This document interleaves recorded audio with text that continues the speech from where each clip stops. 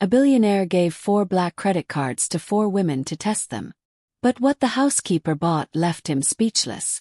Before we start, tell us in the comments, what city are you watching from? And don't forget to rate this story from 0 to 10 at the end. Enjoy the story. I can't take it anymore, James. It was a nightmare, Oliver Grant said, throwing his blazer onto the couch with frustration. She took a selfie with the dessert, called me her favorite ex, and even tried to toast to getting back together with a glass of sparkling wine. Am I a man or a rising stock on the market? James, his personal assistant for 8 years, watched calmly from the open kitchen like someone who had seen worse. Sir, it was just dinner. Dinner, James. She said she missed me and the helicopter. In the same sentence, people don't see me anymore, just the bank account. Oliver dropped into an armchair, running a hand through his hair, clearly frustrated. James took a deep breath. Sir, maybe it's time to take a break. A trip, perhaps, fresh air. Oliver ignored him. And then, in one of those impulsive bursts of either brilliance or madness, he had an idea. No, that's it. I'm tired of fake smiles, of hidden intentions. He turned, eyes bright with energy. You know what? I'm going to do, I'm afraid to ask. A test, an experiment, a behavioral study. James narrowed his eyes. That never meant anything good. Sir, every time you use that tone, either someone ends up crying or it makes the news. This time it'll be different. I'm going to give an unlimited credit card to 4 women in my life, and I'll watch what each of them does with it. No instructions, no rules, just freedom. And then you're going to judge them all. Isn't that a little manipulative? I won't judge. I'll observe. They'll reveal themselves on their own.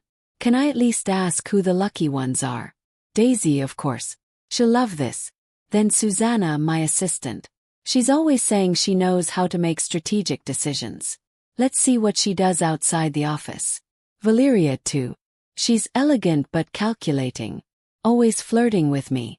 And he paused for a second. And Grace. James' eyes widened. Grace, the housekeeper. Exactly.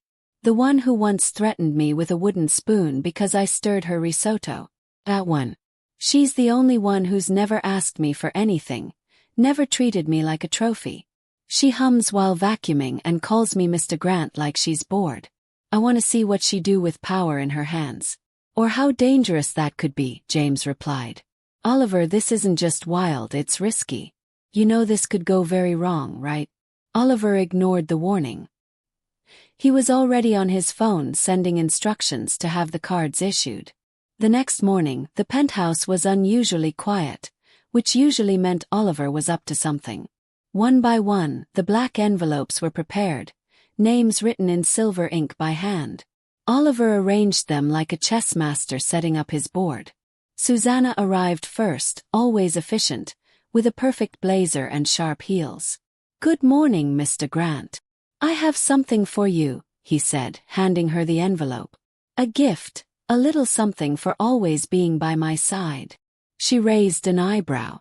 Are you dying? Not yet. Enjoy. It's yours for 3 days. No limit.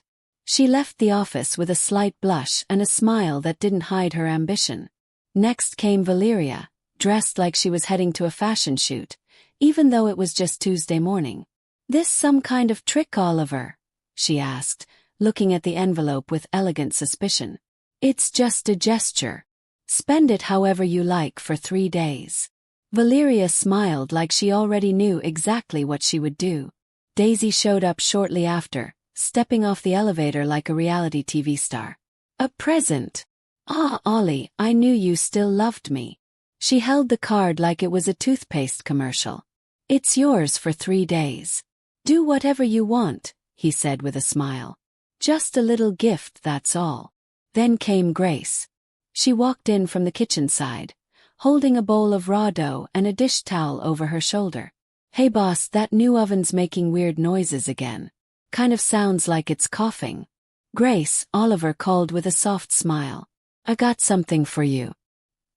He discreetly handed her the black envelope. She looked at it like he'd just offered her a NASA contract. You're firing me. No, it's just a gift, a thank you. She opened the envelope slowly, saw the black card, and her eyes went wide. I gave you banana bread yesterday and it was burnt. Are you feeling okay? Just take it, Grace. But what am I supposed to do with this? Use it however you want. It's yours for 3 days. Seriously, I can buy whatever I want. Yes, and there's no limit, Oliver said, already walking away. Hours later, Oliver was in his office, a glass of whiskey in hand, looking out at the city through the glass window. Sir, James said as he entered. The transactions have started showing up. Anything unexpected? James hesitated. 3 helicopters, a $15,000 dress, 5-star hotel bookings. Nothing surprising. Oliver just nodded. And Grace's card. James looked at the tablet. Neighborhood grocery store. Rice, poster paint, diapers, second-hand toys, and 200 hot dogs. Oliver slowly turned to face his assistant. Hot dogs. 200. He leaned back in his chair with a crooked smile. Now I'm really curious to know what she's up to. The next morning, Oliver was sitting at the penthouse dining table, absent-mindedly stirring his coffee while James organized some documents by the window. The silence was broken by a tablet notification sound. Sir, more card activity just came in, James announced, adjusting his glasses. Oliver looked up, curious. Tell me what's new. James checked all the card transactions. In just a few minutes, he had the full report. Daisy rented a helicopter to make an entrance at the Skyline Club. From what I saw on her social media, it was to impress a group of influencers. Susanna bought a whole new wardrobe at Bergdorf Goodman. $5,000 just on shoes. And Valeria hired an event planner to throw a gala next weekend. The theme is contemporary elegance. She's already sent invitations to half the Seattle elite. Oliver chuckled quietly, shaking his head. Predictable, like a Sunday afternoon romantic movie. And Grace? James asked, scrolling on the tablet. Well, her purchases are still a mystery. Tell me, another 200 colorful balloons, 30 pounds of sugar, arts and crafts supplies, paints, brushes, and a rented van for this afternoon. Oliver frowned. A van for transporting. James paused, reading carefully. Supplies for charity event. Charity event. Grace is organizing a charity event. Apparently so. And sir, she also bought a clown costume. Oliver almost spit out his coffee. A clown costume, medium size, red nose included. Oliver stayed silent for a few seconds, processing the information. Then he started laughing. James, of all the things I imagine might come out of this experiment, Grace as a clown was definitely not on the list. Maybe she's planning a career change, sir. Or maybe. Oliver paused, thoughtful. Maybe she's a lot more interesting than I thought. James watched him with a discreet smile. You're curious, aren't you? Very. And you know what happens when I get curious? You do something impulsive and probably problematic. Exactly. Oliver stood up and walked to the window. I need to find out what she's up to. Sir, with all due respect, spying on the maid might not be the best idea. It's not spying, James. It's scientific observation. Course it is. Oliver spent the rest of the morning restless, trying to work, but constantly distracted. By 2 o'clock in the afternoon, he couldn't take it anymore. He grabbed the keys to his most discreet car, a black SUV, and left the penthouse. Following the address James had gotten from the van rental company, Oliver arrived at a neighborhood he rarely visited. The houses were simple but well cared for, and in the distance, he saw a small building with a sign that read, St. Francis Home, Shelter and Support. Oliver parked across the street and watched. The van was there, back doors open, and Grace was moving in and out, carrying colorful boxes.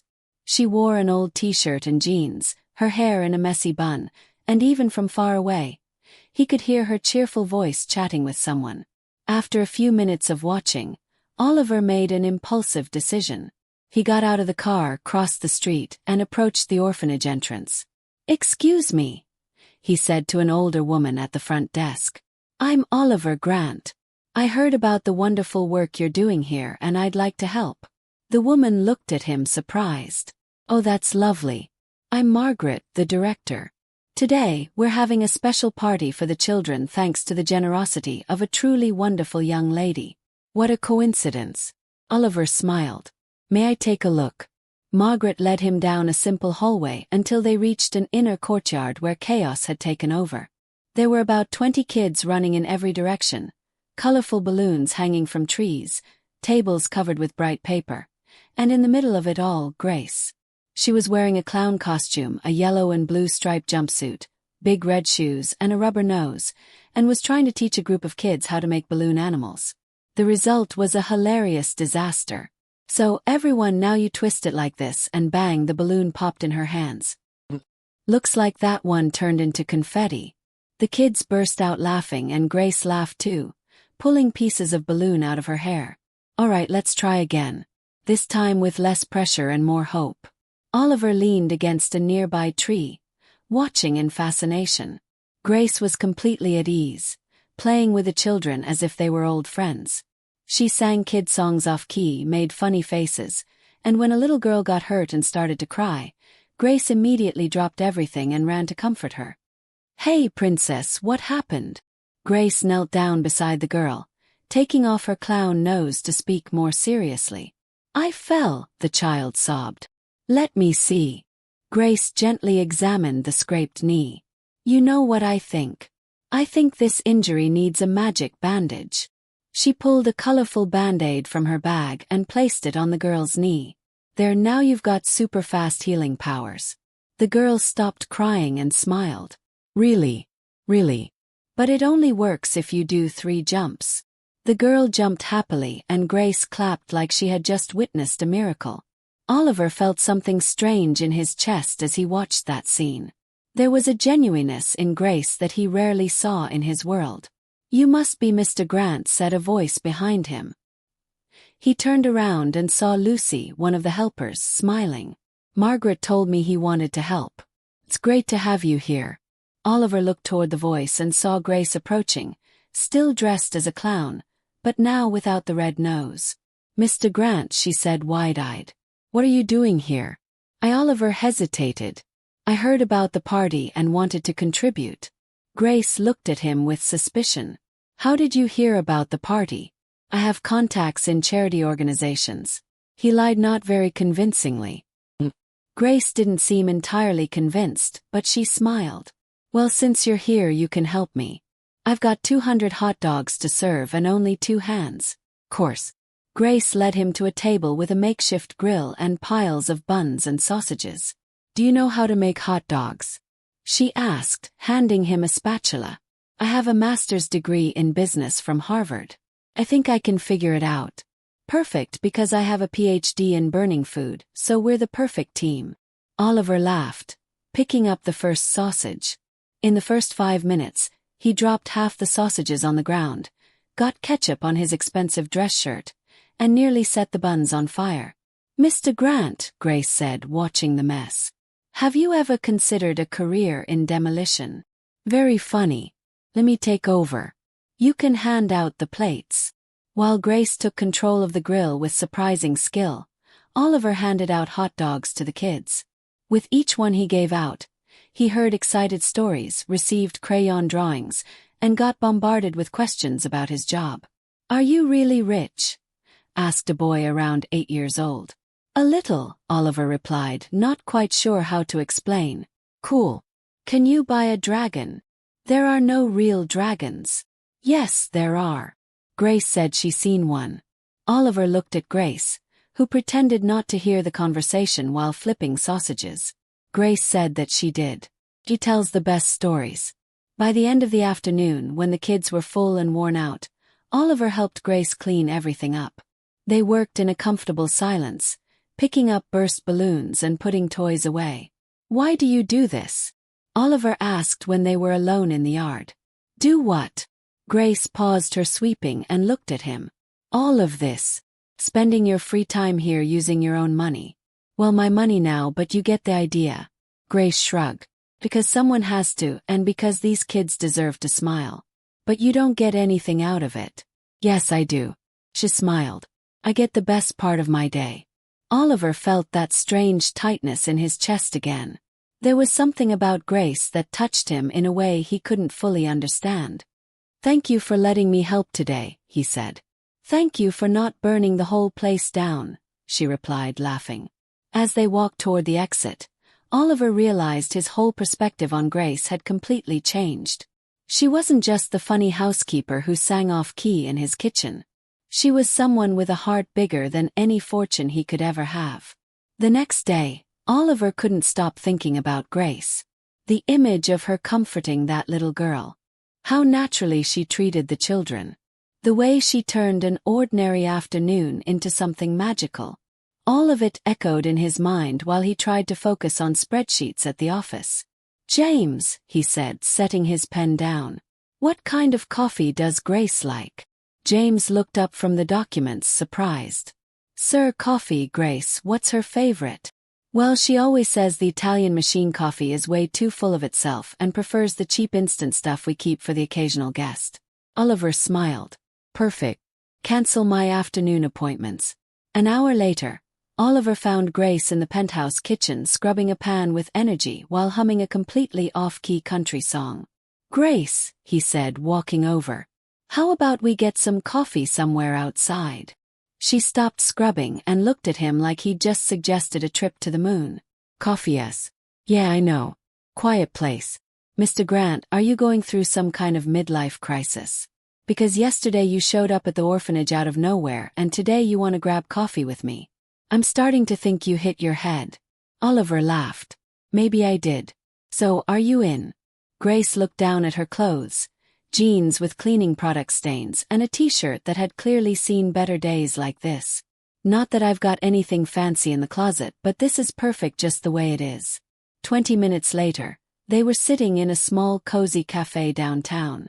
Oliver had chosen the place on purpose, far from the fancy restaurants where he was usually seen, a spot where they could talk without interruptions. Grace stirred sugar into her coffee with a bit too much energy. Clearly nervous. So, she said, avoiding his eyes. Is this the famous rich people coffee? Because it tastes just like the one Mrs. Martha serves at the bakery on the corner. It's exactly the same. Oliver smiled. That's what I was going for. Oh, she took a sip and made a face. Well, at least it's not as pretentious as that Italian machine in your kitchen. That thing sounds like it's having a nervous breakdown. Oliver burst out laughing. You've got strong opinions about my coffee machine. I've got strong opinions about a lot of things. Margaret always said opinions are like noses. Everybody's got one, and most people think theirs is the best. Margaret sounds wise. Grace went quiet for a moment, stirring her coffee more calmly. Yes, she's very special. Oliver noticed the shift in her tone and decided to take a chance. Yesterday at the orphanage, you seemed to know the place well. I do, she shrugged, trying to sound casual. I grew up there. The simplicity of her response caught Oliver off guard. He expected her to dodge the topic, hesitate, maybe avoid it entirely. You grew up at the orphanage. From day 1 to 18, my mother left me there when I was a baby. According to Margaret, she was very young and had no means to raise me. She left a note saying she loved me, but wanted me to have a better chance in life. She spoke as if she were talking about the weather, but Oliver could see the quiet pain behind her forced smile. Grace, hey, don't give me that sad puppy face, she interrupted with a laugh. It wasn't all bad. Margaret's an angel. The other kids became my family, and I learned to cook helping out in the kitchen since I was 8. That's where I discovered my natural talent for burning food.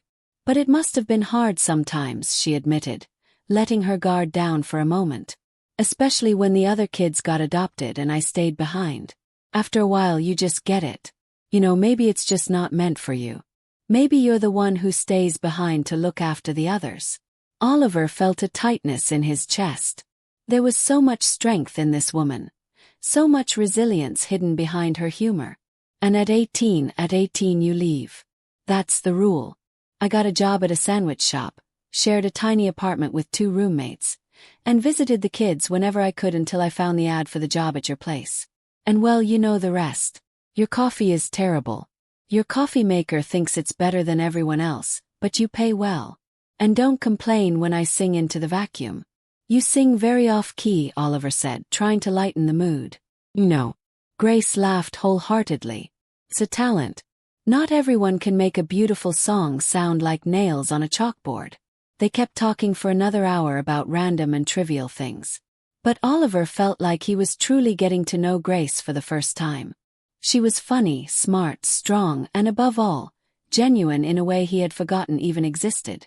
When they returned to the penthouse, Oliver's mind was full of new thoughts. Grace disappeared into the kitchen, returning to her world of pots and off-key singing. But something had changed in the way he saw her. "Mr. Grant," James said, appearing with a worried look. "There were some calls while you were out." "Anything important?" Daisy called 3 times. Apparently, she heard about the charity event and wants to get involved. She used the words, "Can't miss media opportunity." Oliver frowned. How did she find out? Susanna also called. Apparently, the two of them had lunch and started scheming. Planning ways to support your new philanthropic initiative. They don't even know what the initiative is. No, but Daisy already posted a photo on Instagram with a caption, "Getting ready with special surprises for a cause very close to my heart." Has 15,000 likes. Oliver sighed and Valeria. She called, offering her event planner services, said such a noble cause deserves a presentation to match. In other words, they smelled an opportunity and want to take advantage of it. "Exactly, sir." Oliver looked toward the kitchen where he could hear Grace humming a tune while preparing dinner. The difference was striking. While Grace had used the card quietly without showing off, without selfies, just to make children smile, the other 3 were already calculating how to turn any involvement into personal gain. "James, cancel any meetings they want to set up for now." "Sir, I need to think and I need to figure out who's really worth having around." James nodded, understanding. "And the credit card experiment. How would you evaluate the results so far?" Oliver stayed silent for a moment, listening to Grace's off-key voice echoing through the penthouse. "It's been more revealing than I expected, James. Much more." That night, while eating dinner alone in the large dining room, Oliver reflected on how just 3 days had changed his perspective on the people around him. Daisy, Susanna, and Valeria had reacted exactly as he'd expected, seeing opportunity where they should have seen responsibility. But Grace had completely surprised him. And now knowing her story, he admired even more the woman who turned his house into a home with her genuine, unpretentious presence. The question bothering him now wasn't about the character of those around him. It was about what he would do with these discoveries. Oliver spent Friday morning pacing around the penthouse like a caged lion. The time had come to face the results of his experiment, and for some reason, it made him more nervous than any business meeting he had ever attended. "James," he said, adjusting his tie for the 5th time. "Confirm. They'll all be here at 2 o'clock. "Confirmed, sir. Daisy will arrive by helicopter as usual. Susanna is rearranging her schedule to be here on time. Valeria. Well, she said she'll be fashionably late, whatever that means. And Grace."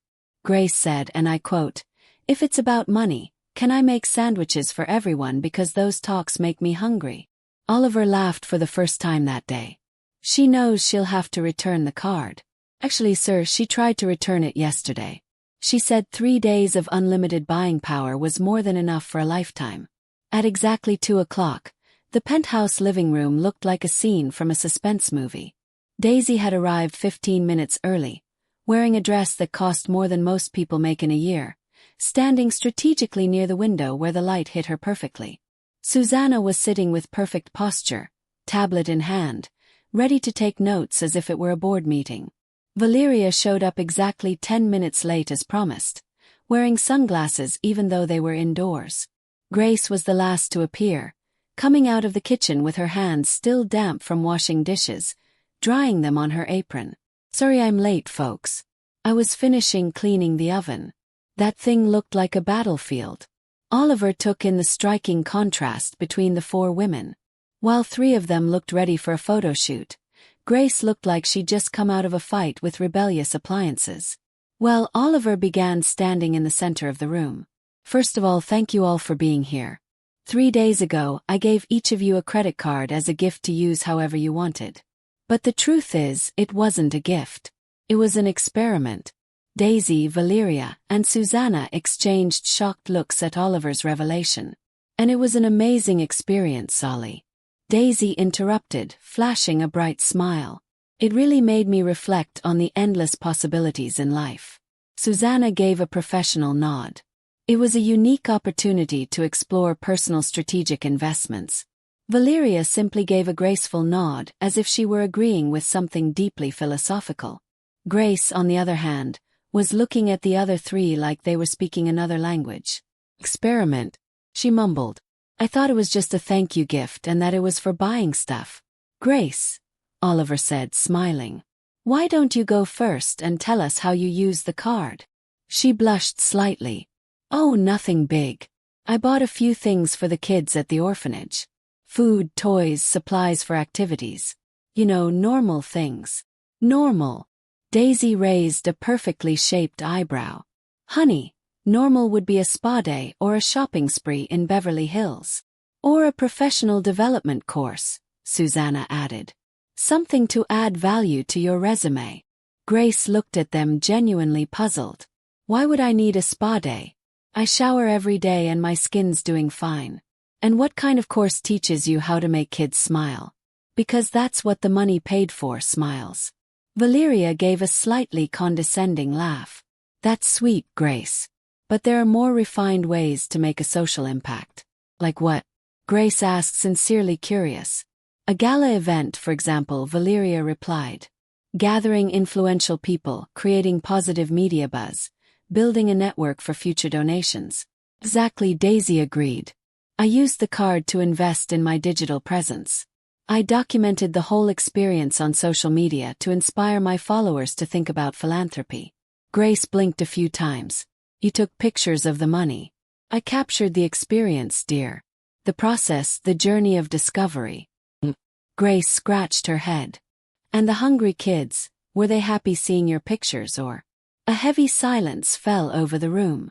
Oliver had to bite his lip to keep from laughing. Susanna cleared her throat, trying to regain control of the conversation. Grace, it's not that our approaches are better or worse. They're just more strategic. For instance, I use the opportunity to completely update my professional wardrobe. That allows me to make better impressions in key meetings, which eventually leads to more business opportunities and in turn more resources for charity. Grace stared at her for a long moment. So, you bought clothes so you can make more money to give to charity later. Exactly. But in the meantime, the kids are still hungry today. Why? Susanna stumbled. It's a long-term vision. I see. Grace nodded slowly. Kind of like when I decide to do the dishes tomorrow so I can watch TV today. Only difference is no one goes hungry while waiting for me to wash dishes. Oliver had to turn toward the window to hide his laughter. Daisy, sensing the conversation wasn't going her way, tried to shift the tone. Grace, sweetheart, what you did is admirable, of course. But let's be honest here, she said with a dramatic pause. Don't you think there's a small chance you chose to help the orphanage because you knew Oliver would be impressed? The room went quiet. Grace looked genuinely confused. Impressed with what? With your kindness. Your generosity, Daisy said with a sweet smile, though her eyes were sharp. It's actually a very smart strategy. Strategy. Grace repeated the word like it was in Chinese. Susanna leaned forward, joining Daisy's lead. What Daisy is saying is, it would be natural for someone in your position to want to make a good impression on the boss through generous gestures. Grace looked from one woman to the next, then at Valeria, who was observing the exchange like it was a sociology case study, and finally at Oliver. Let me get this straight, she said slowly. You think I helped those kids to impress Mr. Grant? We're not accusing, Daisy said quickly, just pointing out that it would be an understandable motivation. Grace went quiet for a moment, thinking. Then, to everyone's surprise, she started laughing. Seriously, Grace said, still laughing. You really think I came up with some master plan to impress the boss by helping orphans? It's not impossible, Susanna muttered. Susanna, sweetheart, Grace replied with exaggerated patience. If I wanted to impress Mr. Grant, I would have bought ingredients to bake a decent cake. Because so far, all I've managed to do is burn cookies and make sticky risotto. Trust me, charity wasn't exactly on my how to impress the boss list. Oliver stood in silence, feeling a strange mix of anger and admiration. Anger at the way Daisy and Susanna were going after Grace, and admiration for how naturally she stood her ground. Besides, Grace went on, I've been helping those kids for 2 years way before I started working here. So, unless I have psychic powers and somehow knew my future boss would one day pull a crazy credit card experiment, I think we can drop the conspiracy theory. Valeria finally took off her sunglasses. 2 years. You've been helping the orphanage for 2 years. Every Friday. Sometimes Saturdays too when they need extra help. Grace shrugged. Margaret always needs an extra pair of hands, and I like the kids. They're funny and honest. Very different from some people I know. That last sentence came with a pointed look at Daisy and Susanna. Oliver felt a tightness in his chest. All this time while Grace worked for him, she had kept up this quiet commitment to the orphanage. She'd never mentioned it, never asked for special time off, never used it as an excuse for anything. Grace, he said, finally finding his voice. Why didn't you ever tell me about the orphanage? She looked surprised. Why would I? It's just something I do in my free time, like when you play golf or go to those boring business meetings. The difference is my hobby involves fewer clubs and more dirty diapers. Daisy made one last desperate attempt. But you have to admit, Grace, using his money for personal activities is a little inappropriate. Grace gave her a look Oliver had never seen before. Not anger, but something closer to disappointment. Daisy, you used the card to rent a helicopter for a dramatic entrance at a club. Susanna bought clothes that cost more than what I make in 6 months. Valeria hired an event planner for a party that hasn't even happened yet. And you all think it's inappropriate that I bought food for hungry children. The silence that followed was deafening. You know what I think? Grace said, standing up. I think you're upset because you didn't think of it first. Deep down you know you spent the money on things that only benefit yourselves. And now you're trying to make it look like I did something wrong. She turned to Oliver. Mr. Grant, thank you for the card. That was generous of you. But next time you want to test someone's character, maybe choose more carefully because clearly some people here are better actresses than I thought. And with that, Grace walked out of the room, leaving behind an awkward silence and 4 people with very different expressions. Oliver looked at Daisy, Susanna, and Valeria, seeing them in a completely different light. That conversation had revealed far more than he'd expected. Not just how each of them had spent the money, but who they truly were. When faced with genuine honesty, any doubt he'd had about Grace's motives was gone. In fact, now he was certain he'd found the only truly selfless person in his entire social circle, and that scared him as much as it impressed him. After Grace left the room, the silence lingered for several uncomfortable seconds. Daisy was the first to break it, nervously fixing her hair. Well, that was intense, she said, trying to keep her tone light. Susanna snapped her tablet shut. Oh well, I need to ask. Why did you really do this? Because it clearly wasn't just a gift like you said. Oliver turned to them, still processing everything that had just happened. You want the truth. That would be a good start, Valeria said, putting her sunglasses back on. It was a test. I wanted to see how each of you would react to having unlimited resources. Daisy stood up abruptly. Test. You tricked us. I gave you free money to spend however you wanted. Where's the trick? You used us like lab rats, Susanna protested. That's manipulation, Oliver.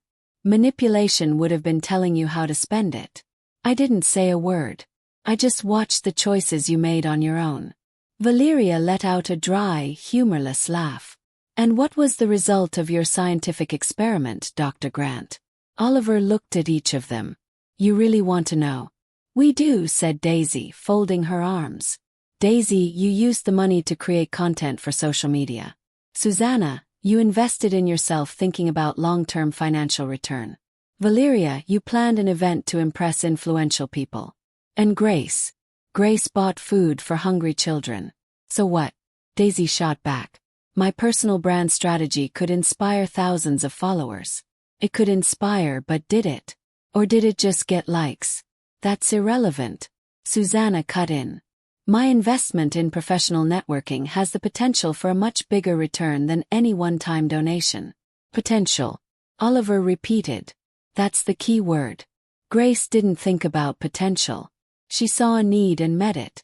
Right away, Valeria sighed dramatically. Oliver, you're being too romantic about charity. The real world requires strategy. Does it? Or have you just convinced yourselves of that to justify sophisticated selfishness?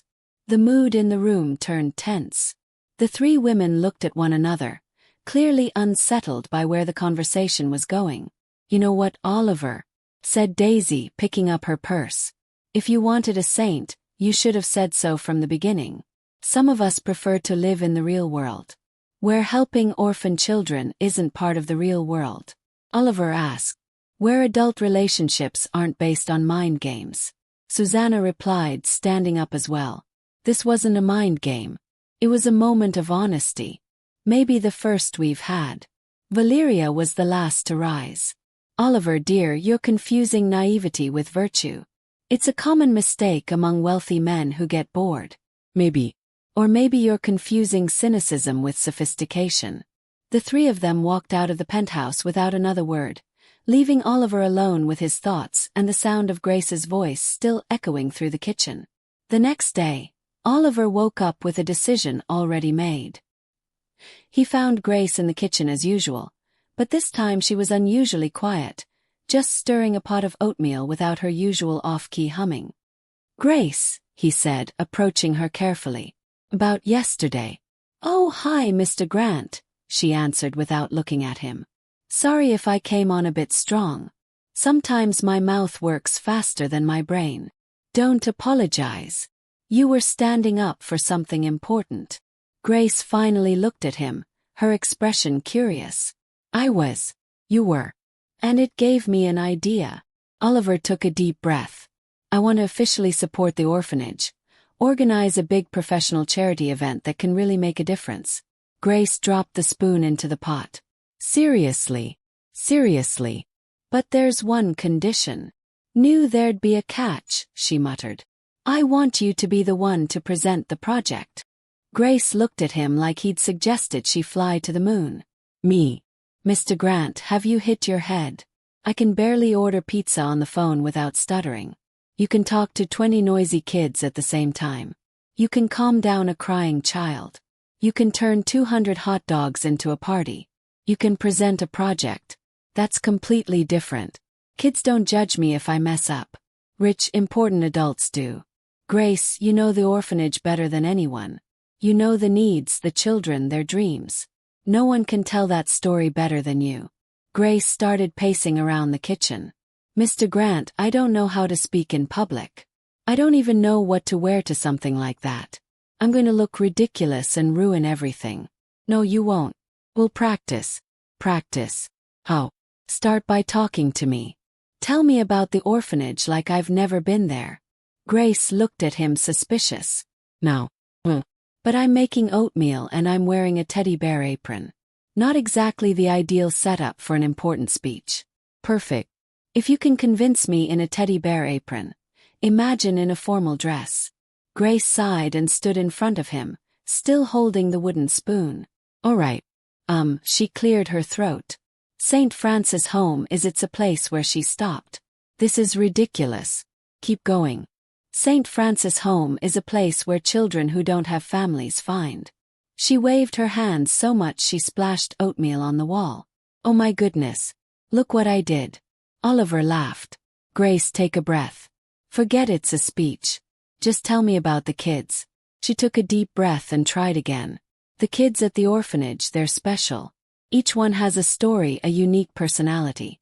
There's Tommy, who draws superheroes on every piece of paper he finds.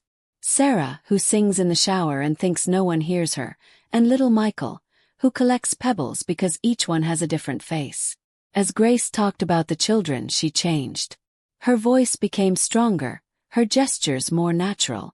Oliver could feel the genuine passion in every word. They don't need pity, she continued. They need chances. Someone to believe they can be anything they want.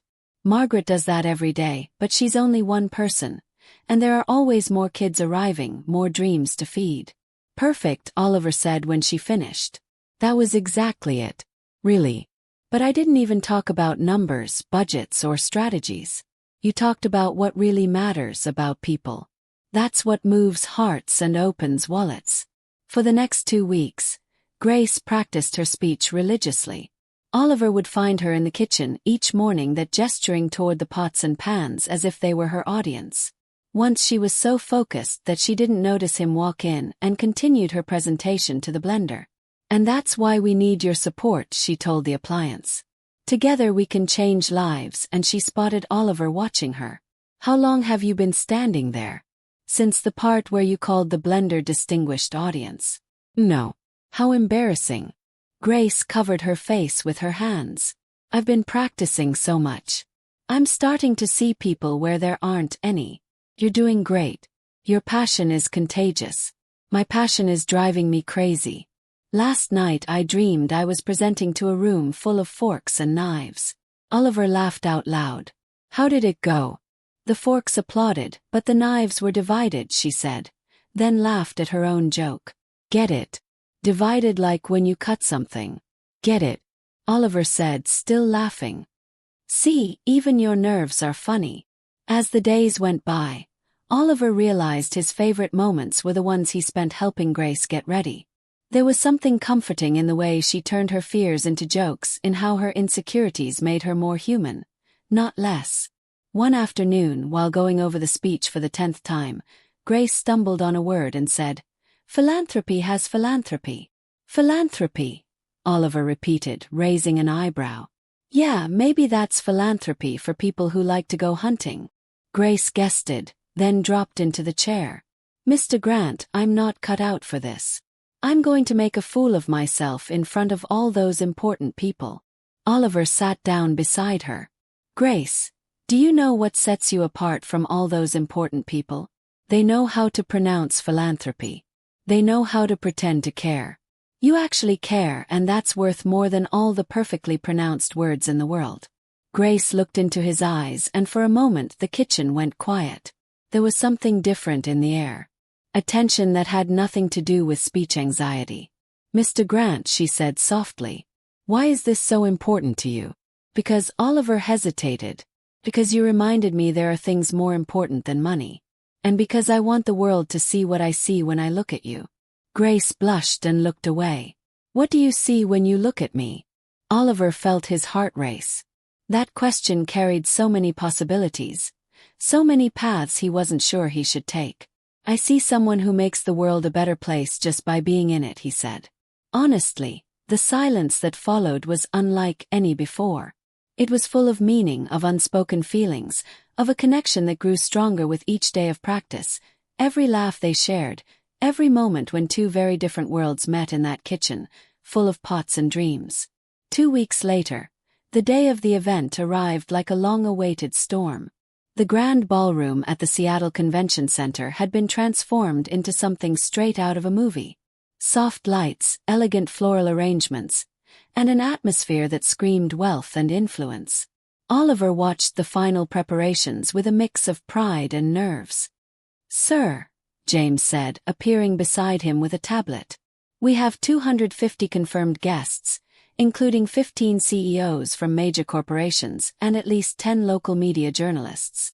And Grace? Oliver asked, adjusting his tie for the 3rd time. She's in the makeshift dressing room practicing her speech in front of the mirror. I heard her call her reflection the most honest audience she's ever had. Oliver smiled, but he couldn't hide his concern. Over the past 2 weeks, he had seen Grace grow from a nervous housekeeper into a passionate advocate for the orphanage. But events like this were uncharted territory for her. James, are we sure this is a good idea? Sir, if I may speak plainly, Miss Grace has something most of these people don't. Sincerity, and that's worth more than all the public speaking courses in the world. In the dressing room, Grace was having her own little crisis. She was wearing a simple but elegant black dress that Oliver had insisted on buying for her, and for the first time in years, she felt completely out of place. Okay, Grace, she mumbled to the mirror. You've got this. They're just people. Very rich, important people who could ruin your life with one wrong word but still just people. She took a deep breath and began rehearsing. Good evening, ladies and gentlemen. My name is Grace, and she paused. My name is Grace and I work for Mr. Grant. No, that sounds like I'm just the maid. My name is Grace and I'm here to talk about. She waved her hand so much that she knocked over a glass of water. Perfect.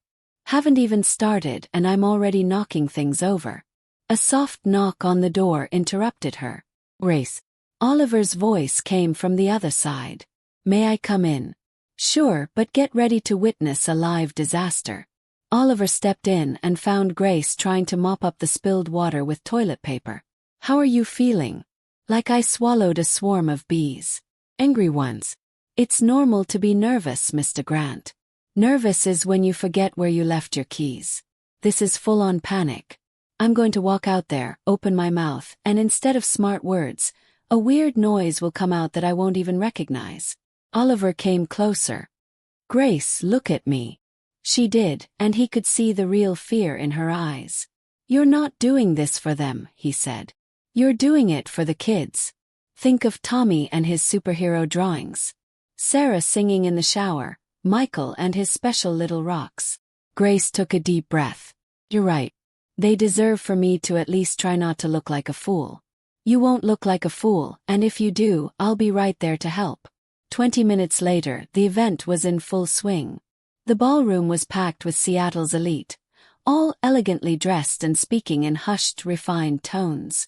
Oliver moved among the guests, but his eyes kept drifting back to Grace, who stood near the stage, clearly trying not to hyperventilate.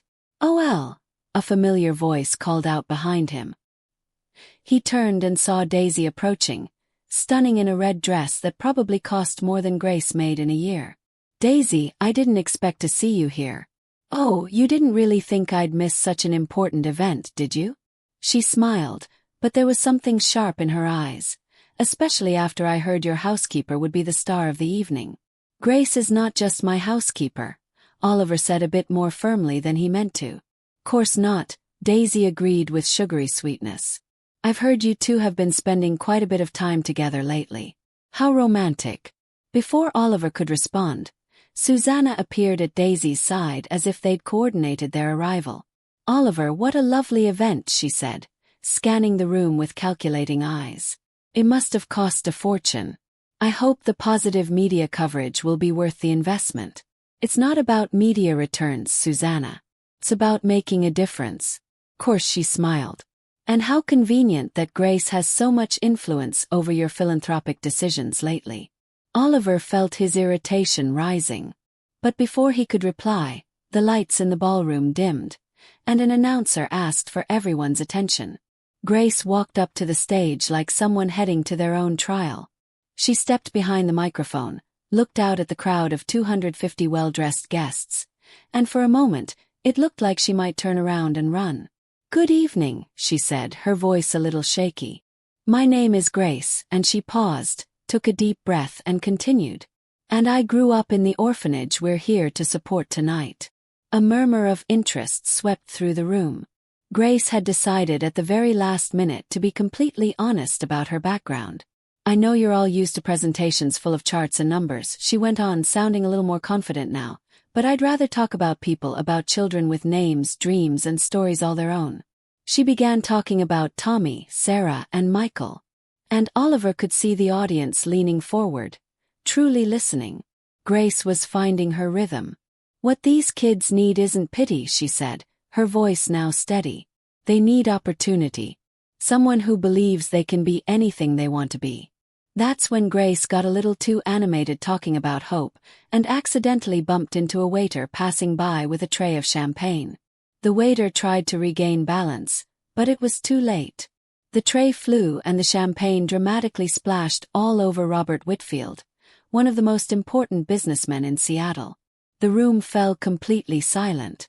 Grace looked at the soaked businessman, the shocked audience, and then at Oliver, her face frozen in horror. She stammered. Mr. Whitfield, I'm so sorry I didn't. Are you going to sue me? Because I don't have money for a lawyer. I just have a cousin who watches a lot of Law and Order. The tension was thick. Whitfield stood there dripping champagne, his face unreadable. Oliver watched Grace's future unraveling in real time and didn't hesitate. He quickly stepped onto the stage. "Robert," he said, grabbing a napkin from a nearby table. "Looks like Grace decided you needed a drink earlier than expected." Whitfield stared at him for a moment that felt like forever. Then, to everyone's surprise, he started laughing. "Well, Oliver, in 30 years of charity events, I can honestly say this is the first time I've become part of the presentation." Grace visibly relaxed. "Mr. Whitfield, you're very kind. I promise next time I'll keep my hands glued to my sides." "Next time." Whitfield smiled. "Young lady, after performance like that, you'll have invitations to events all over the city. Anyone who can make me laugh after soaking me in champagne definitely has my support." From that moment the night shifted. Grace, now more at ease after surviving what she called the champagne disaster, gave her presentation with honesty and humor. She made the audience laugh with her stories, cry with her heartfelt descriptions of the children's needs, and open their wallets because of her genuine passion. When the presentation ended, the response was overwhelming. The donations exceeded all expectations. Hours later, as the event wrapped up and the last guests were leaving, Oliver found Grace out on the convention center terrace, gazing at the lit-up city skyline. "So," he said, walking up beside her, "how does it feel to survive your first gala event?" "Like I was hit by a truck full of fancy people," she replied with a laugh. "But, a well-meaning truck. You were amazing in there. I spilled champagne on the richest man in Seattle, and he loved it just like everyone else. Grace, you raised more money in one night than the orphanage gets in a whole year." Grace turned to him, and Oliver noticed her eyes were filled with tears. "Thank you," she said softly, "for believing in me, for giving me this chance, for everything." "Thank you," he replied, stepping closer, "for showing me what really matters." They stood there on the terrace, the sounds of the city below mixing with the comfortable silence between them. Oliver looked at Grace, her hair slightly messy from the busy night, the elegant dress she still didn't seem used to, the genuine smile lighting up her face, and felt something he hadn't felt in years. "Grace," he said, his voice lower now. "Yes." He didn't know how to explain what he was feeling, so he simply leaned in and kissed her. It was a gentle kiss, hesitant at first, but it quickly deepened as Grace responded. When they pulled away, both were slightly out of breath. "That," Grace began, "was unexpected," Oliver finished. "But not bad," she added, blushing. "Definitely not bad." They smiled at each other, and for a moment the world felt perfect. But not everything that feels perfect truly is. Downstairs, Daisy and Susanna were quietly watching through the window, having seen the kiss from behind the glass. "Well," Daisy murmured to Susanna, "this changes everything, doesn't it?" "It does," Susanna agreed, already calculating. "But maybe not in the way they're hoping."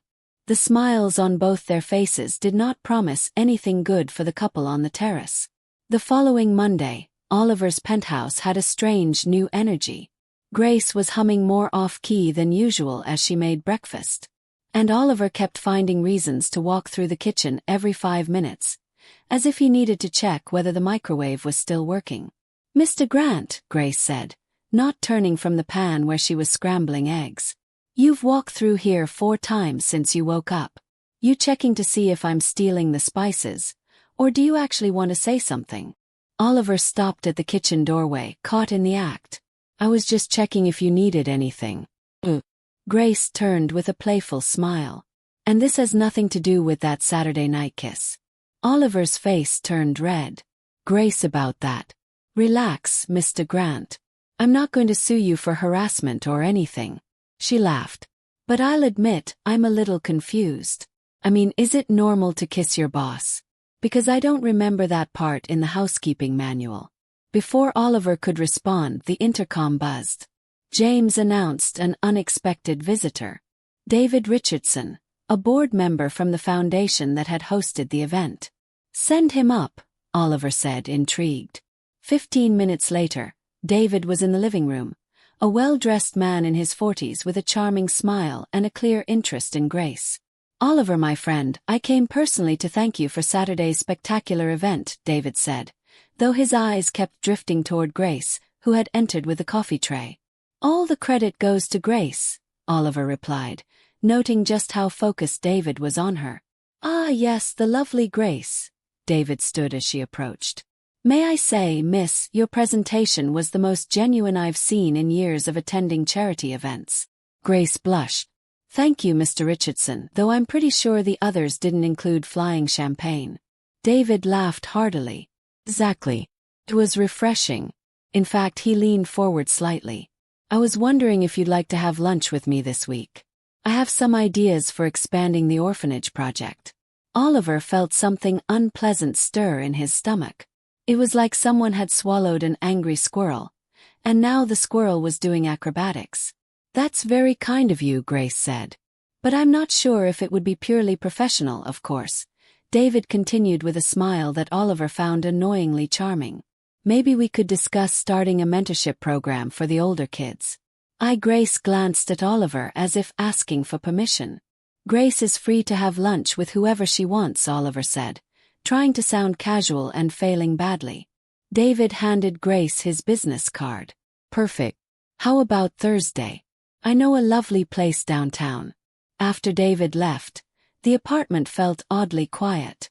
Oliver busied himself with papers in his office, more intensely than necessary, while Grace finished tidying up the living room. Mr. Grant, she finally said. Are you okay? Because you look like someone stole your favorite ice cream. I'm fine. Why wouldn't I be? I don't know. Maybe because you're signing those papers so hard, you're about to poke through them. Oliver looked down. She was right. He put the pen down. Grace, are you going to have lunch with him? I don't know. Should I? Like I said, you're free to do whatever you want. Grace walked closer to his desk. Mr. Grant, can I ask you something? Are you jealous? Jealous? Oliver tried to laugh, but it came out more like a squeak. That's ridiculous. Why would I be jealous? I don't know. Why would you?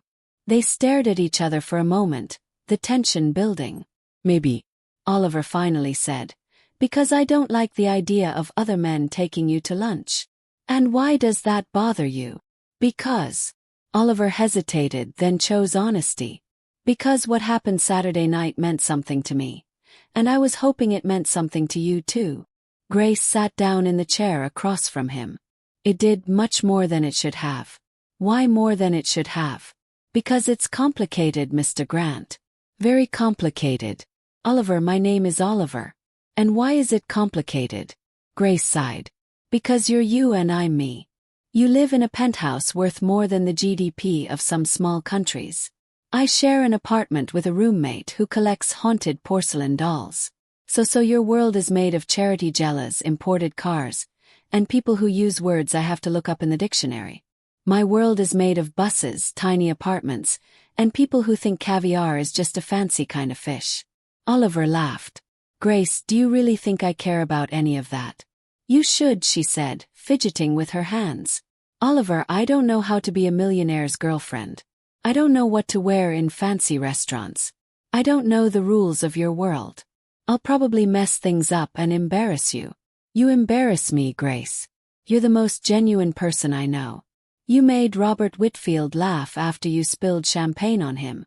You turned 200 hot dogs into an unforgettable party. And you talk to children like they're the most important people in the world. But that's not enough for your world. It is enough for my world. In fact, it's more than enough. It's perfect. Grace looked him in the eyes. Are you sure? Because once we start this, there's no turning back. And I don't know if I could handle it if you changed your mind later. There was so much vulnerability in her voice that it broke Oliver's heart. He stood up, walked around the table, and knelt down beside her chair. Grace, look at me. When she did, he continued. I'm not going to change my mind. You made me realize I've spent years surrounded by people who pretend to care about me because of my money. You care about me in spite of my money. That's worth more than any fortune. But what if I don't know how to act? What if your sophisticated friends think I'm just some small town girl? Then they don't deserve to know you. And honestly, after what I saw during the credit card challenge, I think my sophisticated friends could learn a lot from you. Grace gave a shy smile. You really think so? Do. In fact, I have a confession to make. What is it? I'm scared too. Of what? Of not being good enough for you. Grace looked at him like he'd lost his mind. Oliver, you're a millionaire. I clean bathrooms for a living. And you're the most generous, funny, and kind person I've ever met. Horse smile. I'm a grumpy workaholic who didn't know the difference between philanthropy and showing off until you taught me. You're not grumpy. Well, not always. See, you're already being too generous with me. They both laughed, and the tension in the room began to fade. So Grace said, what do we do now? Now you decide if you want to have lunch with David Richardson or with me. Me think. Grace pretended to seriously consider a rich, charming man who can take me to fancy restaurants, or my boss who thinks cereal counts as dinner when he's working late. Hey, that cereal was organic and expensive. Sold. Grace smiled. But only if you promise not to look like a sad puppy every time some guy talks to me. Promise to try. And you have to stop pretending to check the microwave every 5 minutes. That wasn't pretending. I was genuinely worried about the microwave, Oliver. All right. I promise to be less obvious about my neurotic need to be near you. Better. While they laughed and talked, neither of them noticed the figure watching from the building across the street. Daisy was sitting in a cafe with a perfect view of Oliver's penthouse through the large glass windows. She lowered the binoculars and picked up her phone. Susanna, it's me. We need to talk right away. Something wrong. Let's just say our little maid friend just became a much bigger problem than we thought. Daisy hung up and looked once more at the couple in the penthouse, now sitting close, talking intimately. A cold smile formed on her lips. If Grace thought she could just walk into Oliver's life and take her place without consequences, she was badly mistaken. Some people needed to learn the hard way where they belonged in this world. And Daisy was more than willing to teach that lesson. 3 days after the conversation in the penthouse, Grace was in the kitchen making lunch when she heard Oliver's phone ringing non-stop in the office. Normally, she wouldn't have paid attention. But there was something urgent in the tone of the ringtone that made her pause and listen. James, cancel all my meetings for today, she heard Oliver's tense voice say. And prepare a press statement. We need to control this before it gets out of hand. Grace frowned. She rarely saw Oliver that shaken over work. She went back to preparing the salad, but couldn't shake the feeling that something wasn't right. The phone rang again, and this time she heard James answer. Mr. Grant's office. Yes, he's aware of the article. No, we have no comment at this time. Thank you. Grace was starting to feel worried when Oliver came into the kitchen, wearing an expression she had never seen on him before. A mix of anger and concern. Oliver, are you okay? You look like you've seen a ghost. Grace, I need to show you something. But first, I want you to know that I don't believe a single word of what's written. What are you talking about? Oliver hesitated, then picked up the tablet and opened a local news website. The headline made Grace feel like she'd been punched in the stomach. Scandal. Housekeeper accused of embezzling funds from charity event. What? Grace took the tablet with trembling hands and began to read. The article claimed that sources close to the charity event had revealed Grace used her position of trust to divert some of the raised funds for self-promotion and personal gain. It cited evidence that she had inflated the costs of supplies for the orphanage and pocketed the difference. This is a lie.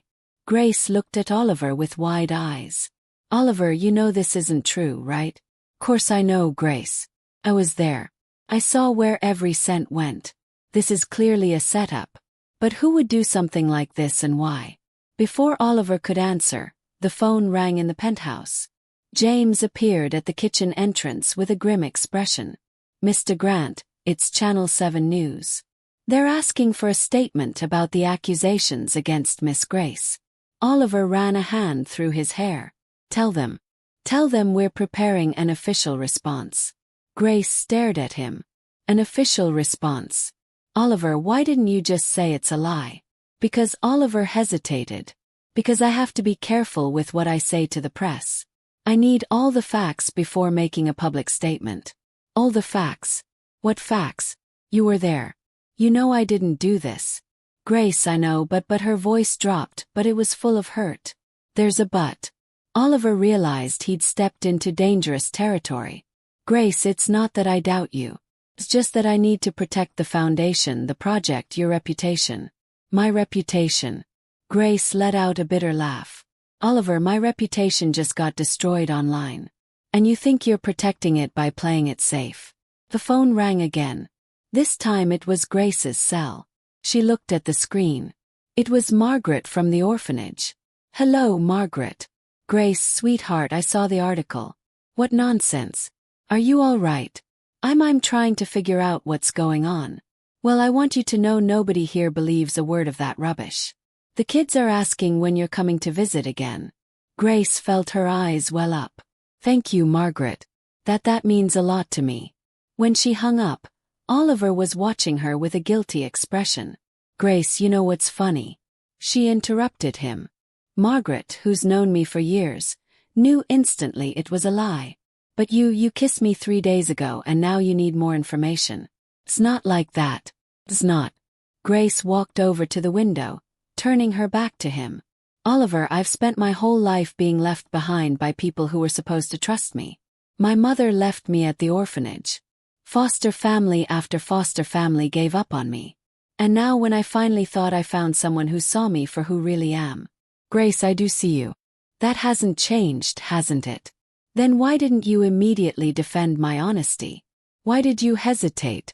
Oliver stayed silent because deep down he knew she was right.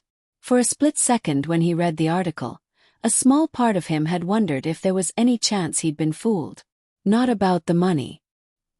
He knew that was a lie, but about her intentions, and that tiny hesitation had shown through. Grace, you don't need to explain. She turned to him, and Oliver saw silent tears running down her face. I understand perfectly. What did you understand? That in the end, I'm just the maid who stepped out of place. And when things get hard, it's easier to back away than to stand up for me. That's not true, isn't it? Then why didn't you pick up the phone and immediately say you know my character? Why didn't you defend the woman you say you love? Oliver realized he had made a terrible mistake. Grace, you're right. I should have reacted differently. You should have. She wiped her tears with the back of her hand. But you didn't. And that tells me everything I need to know. Grace left the kitchen and came back a few minutes later with a small backpack. What are you doing? I'm leaving. Leaving where? Leaving the job. Leaving your life. Leaving this whole mess. Grace, you don't have to do this. We'll find out who's behind this. We'll clear your name, Oliver. She stopped at the door and looked him in the eyes. The difference between us is that you think my name needs clearing. I know it never was dirty. And if you don't know that too, then maybe I was wrong about who you really are. Grace, please don't leave like this. Like what? Disappointed. Hurt. 'Cause that's exactly how I feel.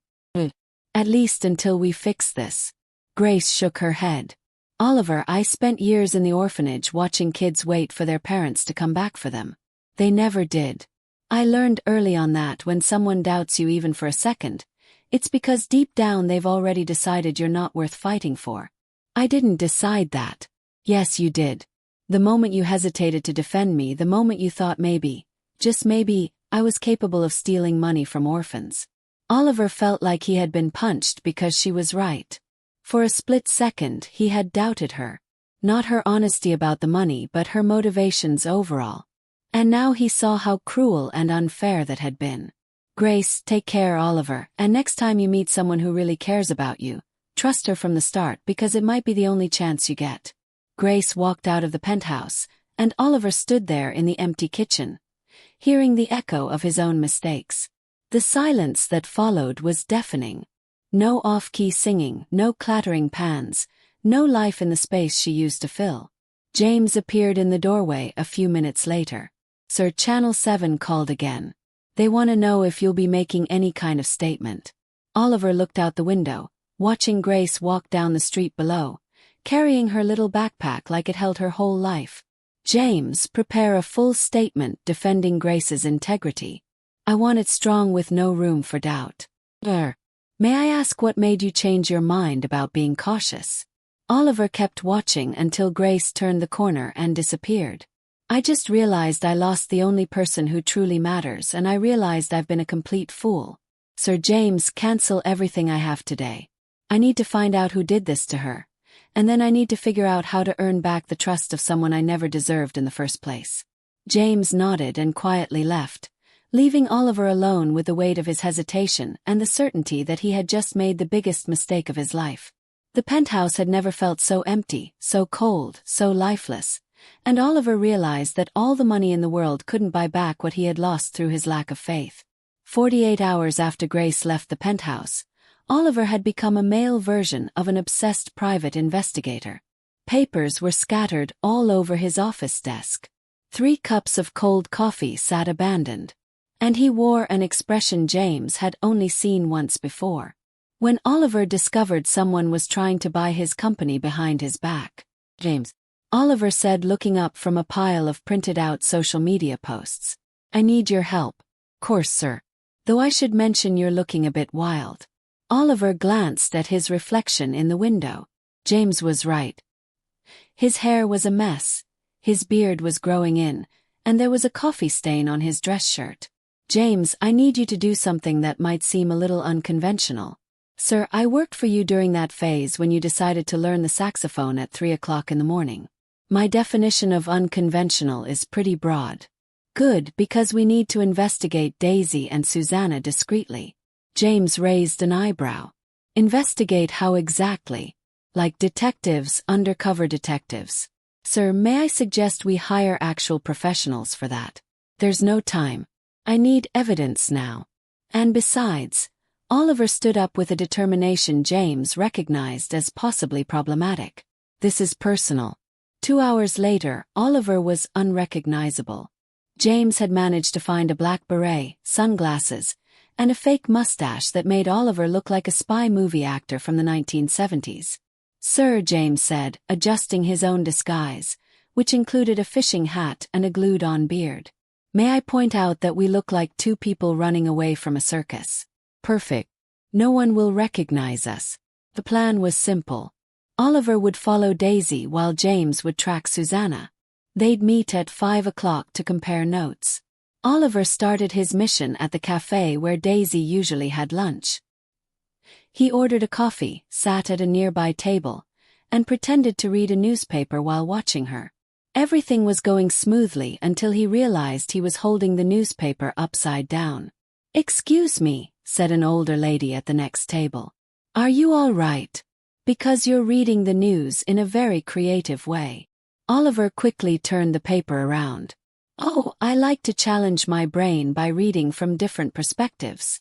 The lady gave him a look that said she thought he might be slightly unstable and quietly moved to another table. 15 minutes later, Daisy showed up.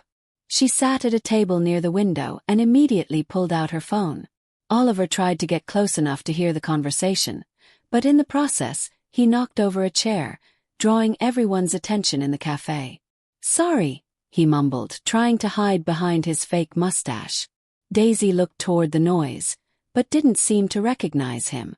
Oliver breathed a sigh of relief and managed to position himself close enough to catch parts of the phone call.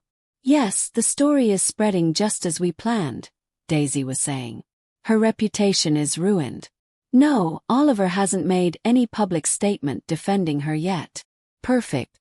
Now, we just wait for him to realize she's not worth the scandal. Oliver felt his blood boil. He had to stop himself from standing up and confronting her right there. Daisy went on. Susanna did an excellent job planting the story with her media contacts. Yes, the evidence we made up is pretty convincing. Oliver's always been too smart for his own good, but when it comes to women, he's surprisingly naive. That was the last straw. Oliver stood up abruptly, but in the sudden movement, his fake mustache fell into the coffee cup at the next table. My mustache, he shouted instinctively, then realized what he had just said. The entire cafe turned to look. Daisy looked too, and for a moment their eyes met. Oliver saw the exact instant she recognized him, even without the mustache. Oliver, she said, eyes wide. No, I'm Roberto. Roberto with the mustaches. I sell mustaches. Daisy slowly stood up. Oliver Grant, what are you doing here dressed up as whatever that is? Finding out the truth about you, he said, giving up the act. I heard everything, Daisy, about you fabricating evidence, planting the story in the media. Daisy smiled coldly. Did you prove anything? Because all you've got is the word of a man who was spying on people with a fake mustache. She had a point. Oliver realized that even though he heard the confession, he had no real proof. But you know what, Oliver? Daisy continued. I did you a favor. I saved you from a gold digger who was just waiting for the right moment to make her move. Grace is not a gold digger. She didn't even know I had money when she started working for me. Oh please. Course she knew. You think someone takes a job in a penthouse without knowing who the boss is? Oliver hesitated for a second. It was true Grace knew he had money, but that doesn't matter, he said finally. She never asked me for anything. She never tried to take advantage. Not yet. I bet now she'll show up with some emotional distress lawsuit. You don't know Grace. I know women like her, and you should too. After everything you've been through. Daisy grabbed her purse and stood up. Oliver, when you're done playing Prince and Pauper, give me a call. I'm still willing to forgive you for this crazy phase. She walked out of the cafe, leaving Oliver alone with his discoveries and a fake mustache floating in a cup of coffee. Meanwhile, James was having his own little investigation at the office where Susanna worked. Disguised as a flower delivery man, he managed to get inside the building and was trying to find out more about her role in the scandal. Delivery for Susanna Williams, he told the receptionist. She's in a meeting. You can leave it here. Actually, I need her signature in person. These are expensive flowers. The receptionist sighed, room 1205, but make it quick. James went up to the 12th floor and found Susanna on the phone in her office. The door was slightly open, allowing him to hear the conversation. Yes, ma'am. I know it sounds cruel, but it's business. Oliver needs to understand there are consequences to his romantic choices. No, I don't feel bad. That woman was clearly taking advantage of him.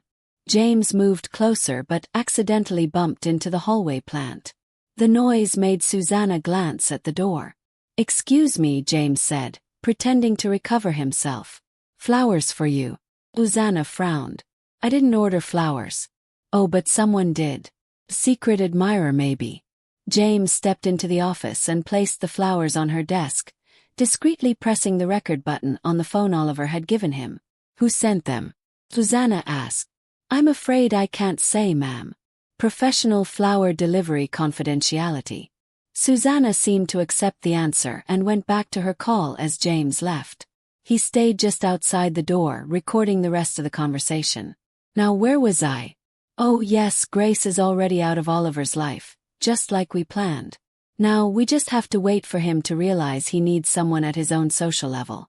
At 5 o'clock in the afternoon, Oliver and James met at the penthouse to compare what they'd found. Both looked visibly tired and still a bit ridiculous in the remnants of their disguises. Sir, James said. I got a recording of Susanna admitting to being part of the plan. And you?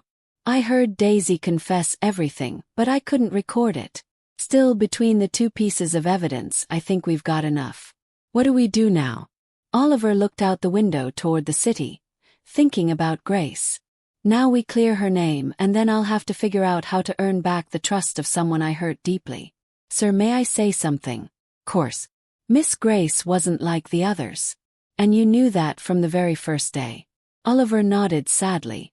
Did know. And I still doubted her. What kind of man does that make me? A man who made a mistake, sir.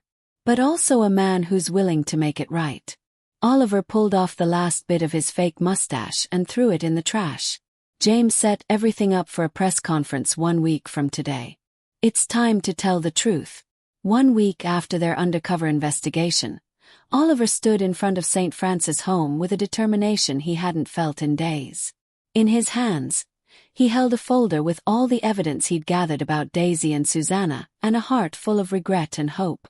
Margaret greeted him at the door with a warm smile. Mr. Grant, it's so good to see you. The kids have been asking when you'd come back.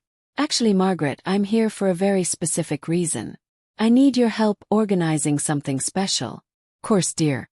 What do you need? I want to give a presentation here today. For the press, for the people who support the orphanage, and most of all for Grace. Margaret raised an eyebrow. Grace. She hasn't been around since that awful story in the news. That's exactly what I want to talk about. Margaret, Grace is innocent. I have proof of who really set her up. Of course she's innocent. Margaret looked almost offended at the suggestion. That girl has the purest heart I've ever seen. Who would believe such nonsense? Oliver lowered his head, ashamed. Almost did. For a moment I doubted her. And now I have to make it right. Margaret studied him with wise eyes. I see. You're not just here to clear her name, are you? No, I'm here because I made the biggest mistake of my life, and I need a chance to make it up to her. And does she know you're coming today? No, actually, I don't even know if she'll show up. Margaret smiled. Leave that to me. Grace has never been able to resist a story about kids in need. And today's a special activity day with the new children who arrived this week. 2 hours later, the orphanage courtyard was filled with people. Journalists, supporters of the institution, a few local officials, and most importantly, curious children who didn't quite understand why so many grown-ups were in their play space. Oliver was more nervous than he'd ever been before a presentation. This wasn't about sales numbers or corporate strategies. It was about the woman he loved and the future he had nearly ruined with his lack of trust. Everyone, Margaret said into the microphone. We have with us today Mr. Oliver Grant, who has something important to share. Oliver stepped onto the small makeshift stage, looked at the crowd, and for a moment felt like he might faint. Then he saw Grace. She was standing in the back of the courtyard, clearly having arrived without knowing what was going on. She wore jeans and a simple t-shirt, her hair tied back in a ponytail, and had a look of complete confusion when she saw him there. Good afternoon, Oliver began, his voice slightly shaky. First of all, I want to apologize for turning this peaceful place into a media circus, but there are some truths that need to be told, and I couldn't think of a better place to say them. He took a deep breath and went on. As many of you know, recent accusations were made against Grace Williams, an extraordinary woman who gives her free time to help the children of this institution.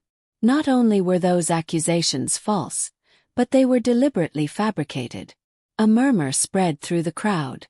Grace remained still, watching. I have here evidence, Oliver held up the folder, that proves 2 people from my social circle conspired to slander Grace for purely personal reasons. Daisy Patterson and Susanna Tawes created false documents, planted stories in the media, and tried to destroy the reputation of a woman whose only fault was having too big of a heart. Journalists began scribbling furiously in their notepads. But I'm not just here to reveal the truth about the scandal. I'm here to reveal the truth about myself. Oliver searched the crowd for Grace.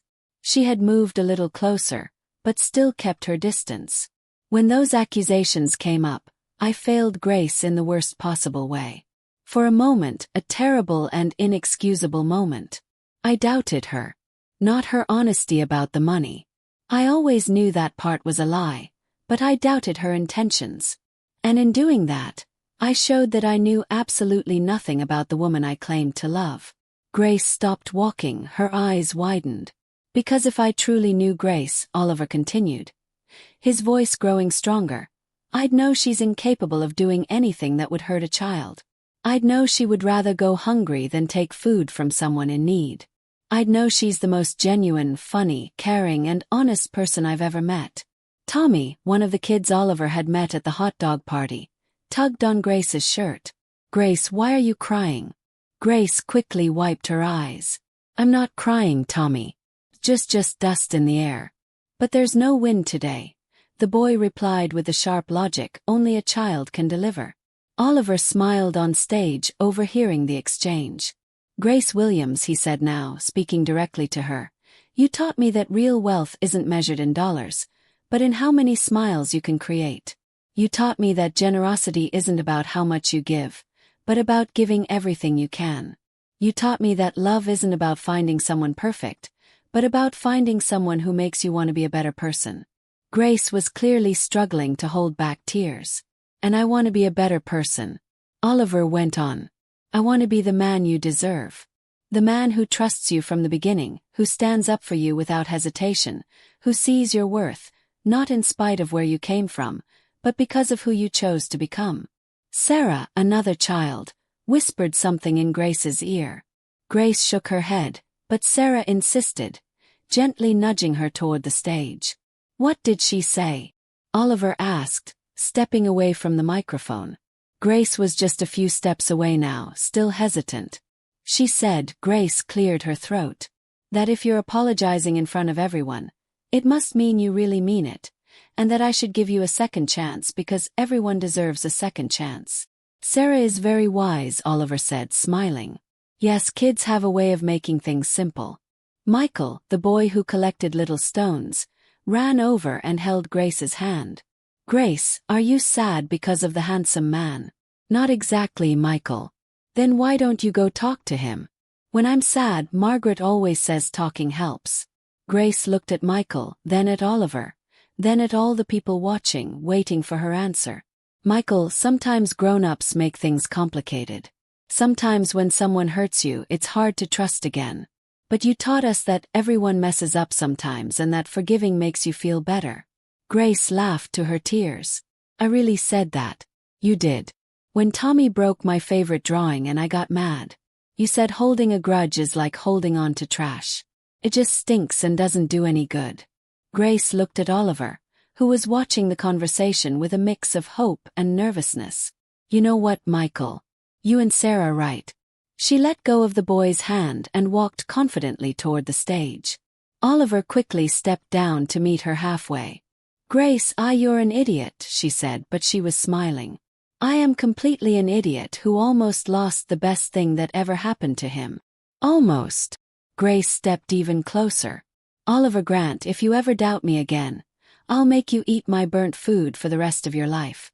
I'll take the punishment, and you'll have to put up with my off-key singing every morning. Already miss it. And never again will you hesitate to trust me because I'm not like the other people in your world. Me. And if that's not enough, Oliver interrupted her with a kiss. It was a kiss filled with apology, love, a promise for the future, and deep relief all at once. When they finally pulled apart, the entire courtyard was cheering. Reporters, supporters, staff, and most of all, 20 kids making as much noise as possible. Does this mean you're getting married? Tommy shouted over the crowd. Grace and Oliver laughed, still wrapped in each other's arms. Maybe, Grace answered. If he promises never to wear a fake mustache again. How did you know about the fake mustache? James told me everything. Apparently, you made a complete fool of yourself trying to investigate Daisy. Completely ridiculous, Oliver admitted. Good, because if you're going to fight for me, I'd rather it be as your true self. Even if you're a bit clumsy when it comes to spying. Oliver kissed her again, and this time there was no hesitation, no doubt, no fear. Only the certainty that he had found his true home. Not in the luxury penthouse, but in the arms of the woman who loved him exactly as he was. 6 months after their reconciliation at the orphanage, life had taken a turn neither Oliver nor Grace could have imagined. The penthouse, once a cold symbol of corporate success, had become something entirely different. A real home, constantly filled with laughter, lively conversations, and occasionally Grace's off-key singing in the kitchen. Oliver. Grace called from the kitchen on a Saturday morning. I need your help in here and bring James too. Oliver walked in to find Grace surrounded by at least 15 children from the orphanage, all wearing makeshift aprons made from tablecloths, trying to help with the weekly community lunch that had become a tradition at the penthouse. What happened here? Oliver asked, taking in the flour that had made its way onto nearly every surface in the kitchen. Tommy decided he knows how to make bread, Grace explained, brushing flour out of her hair. And apparently a pinch of yeast in his language means the whole packet. The dough is growing by itself, Tommy shouted, pointing at a bowl that looked like it was about to overflow. It's magic. It's science. Sarah corrected him, always the most studious of the group. Yeast releases gases that make the dough expand. Magic or science? Oliver said, rolling up his sleeves. We're going to need help if we want to stop this dough from taking over the entire kitchen. James appeared at the doorway and calmly observed the chaos, clearly used to the new reality of the penthouse. May I suggest we order pizza? He said diplomatically. Absolutely not, Grace protested. These kids deserve a homemade meal, even if I have to wrestle this dough myself. 2 hours later, after plenty of teamwork, laughter, and a few small battles with stubborn ingredients, the kitchen was finally back in order, and lunch was ready. The dining table, which once seated only Oliver in his elegant solitude, was now filled with cheerful voices, funny stories, and the contagious energy of children who felt truly at home. Mr. Oliver, said Michael, the pebble collector, tugging at his shirt sleeve, when are you going to ask Grace to marry you? Oliver nearly spit out his juice. Michael. Grace turned red as a tomato.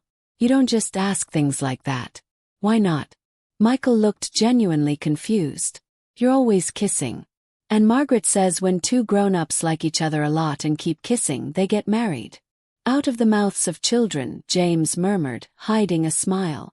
Well, Oliver said, deciding to face the question head-on. Maybe that's something Grace and I should talk about. You haven't already? Let me ask. Because you already live together. You already take care of us together. You already argue about burnt food. I do not burn food. Grace protested. Yes, you do. Came the unified reply from the group of kids. All right, Grace laughed, surrendering.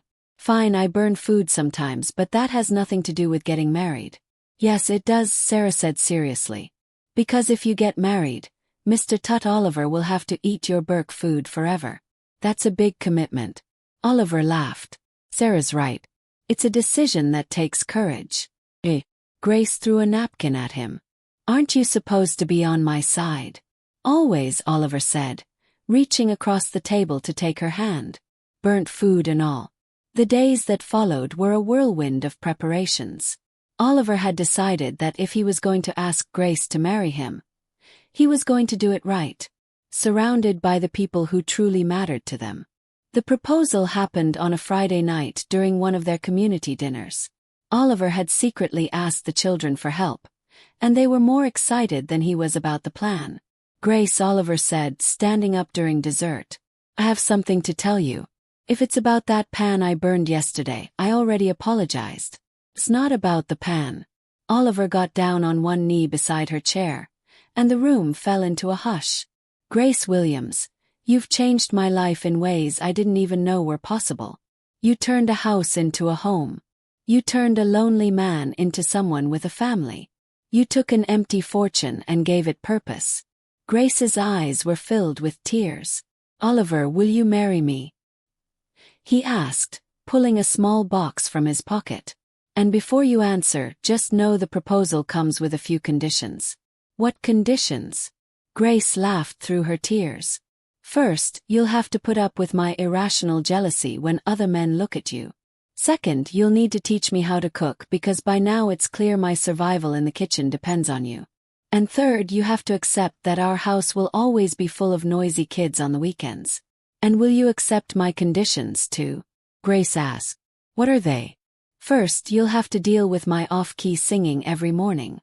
Second, you'll have to accept that I'll burn the food at least once a week. And third, you have to promise you'll never doubt me again, even when I do something that seems completely crazy. I accept all the conditions, Oliver said. So, of course I will, you silly man.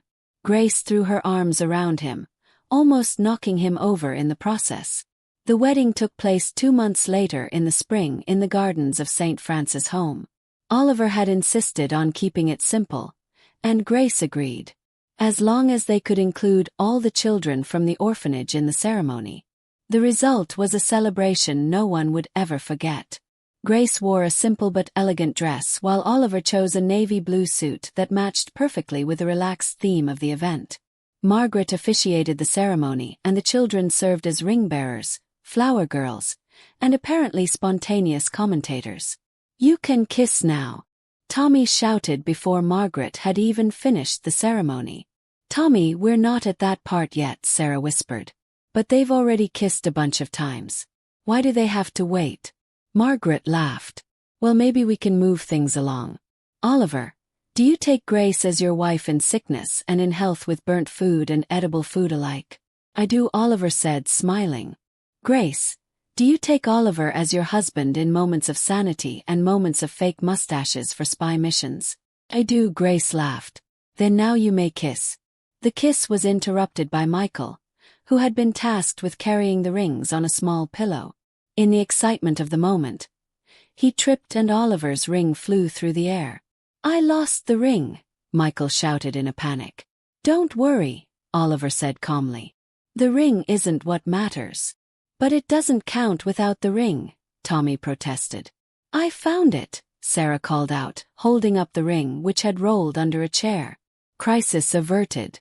The party lasted the rest of the afternoon. There was live music from a local group, food prepared collectively by all the guests, including a few questionably edible contributions from the kids, and lots of dancing. Oliver and Grace opened the dance floor with a simple waltz, but even that romantic moment didn't go uninterrupted by the children. You're dancing wrong, Tommy shouted. It's like this. And he began moving in ways that looked more like fighting invisible monsters than dancing. Actually, they're dancing perfectly, Margaret said, watching the couple with a tearful smile. They're dancing like two people who found their rhythm. As night fell and soft lights lit up the garden, Oliver and Grace finally had a quiet moment to themselves. They sat on a bench near the rose bushes, watching the children run around the garden with makeshift lanterns. So, Mr. Grant, Grace said, resting her head on his shoulder. How does it feel to be a married man? Happy, whole, and slightly worried about what you're going to burn for breakfast tomorrow. Very funny, Grace laughed. For your information, I've already decided to make pancakes. What could possibly go wrong? Do you want the alphabetical list or the chronological one? Oh well, I'm kidding. He kissed the top of her head. I don't care if you burn the whole kitchen as long as we're together. How romantic and slightly concerning. They sat in silence for a few minutes, just watching the children play and listening to their laughter echo through the garden. Oliver, Grace said softly. Thank you. For what? For showing me that family isn't about sharing the same genes or growing up in the same house. It's about choosing to love and care for each other, even when it's hard. Oliver looked around at the children running, at Margaret chatting with James over some joke, at the true friends they'd found along the way, and realized Grace was right. He had started this journey trying to figure out who really cared about him. And he ended up discovering something far more valuable. That true love isn't about finding people who love you for what you have, but finding people you can love unconditionally. Thank you, he said, pulling her closer, for teaching me the difference between having a house and having a home. And there, under the stars and surrounded by the sound of children's laughter, Oliver and Grace officially began their life together. A life that would be filled with burnt food, off-key singing, orphanages always needing help, and an impossible amount of love. What did you think of Oliver and Grace's story? Leave your thoughts in the comments. Rate this story from 0 to 10. What score would you give it? Subscribe to the channel and turn on notifications to follow all our stories. And don't forget to check out more emotional stories right here on The Final.